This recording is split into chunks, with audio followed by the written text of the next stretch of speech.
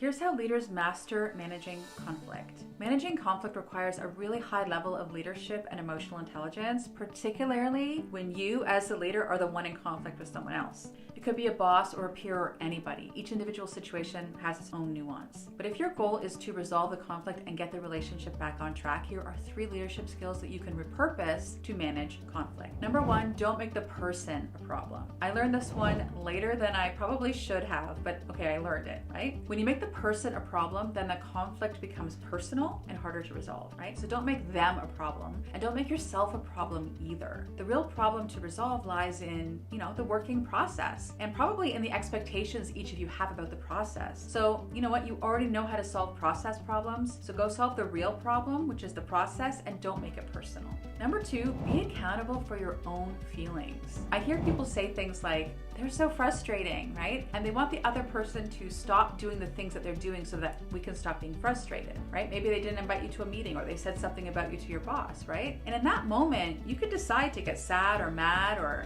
not give a shit, right? You don't have to get frustrated. But if you're deciding to get frustrated, that's cool. And I'm not saying you're wrong to be frustrated. I'm just saying own the decision, right? And here's why. Because when you own the decision to be frustrated, you also own the decision not to be frustrated, right? Regardless of how the other person behaves. And that is so powerful, because no matter what they do, you can decide to get frustrated or be curious or be pragmatic or be solutions oriented. Whatever you want to bring to the situation, you can, because you're in charge of your emotions. And finally, number 3, seek to understand their point of view. This is Dale Carnegie 101. Okay, people want to be understood. You do and they do. And as a leader, you know how to listen and be empathetic, right? You know how to have compassion for people and be open-minded. So just pull on those skills and seek to understand where the other person is coming from. They might try to blame you for their hurt feelings, right, or their frustrations, but buried underneath all of that, just process errors. Pull out the process errors and focus the conversation on those and just solve the problem.